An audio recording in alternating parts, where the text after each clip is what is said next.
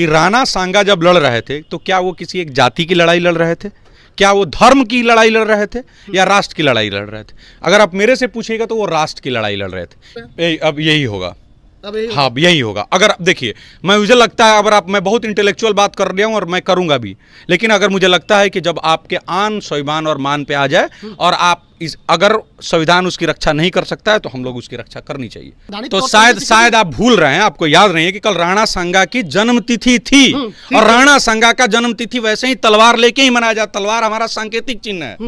आप हमारे विरोध को नहीं ना रोक सकते हैं। और अगर आप ये इस बात अलग होता है, हिंसा अलग होता है। हिंसा को न्योता कौन दे रहा है? आप दीजिएगा तो आप झेलिए। सुनिए, अगर आप जिस एक्शन में आएंगे, every action has equal and opposite reaction, ये नियम है। आप जिस एक्शन पे आइएगा, जिस भाषा में समझिएगा, समझाएंगे। पहले सुनिए, भारत में न्यूटन का लॉ काम नहीं कर रहे हैं, बाबा साहब का संविधान काम कर रहा है। बाबा साहब का संविधान इस बात का इजाजत देता है कि आप किसी, वो हमारा संकेतिक, क्या और लोग नहीं लेके जाते हैं रैलियों में? फिर मैं आपसे बोल रहा हूँ, में नहीं जाते कोई। राणा सांगा की कल जन्म तिथि, मैं आपसे 50 बार बोल रहा हूँ, आप भूल जा रहे हैं।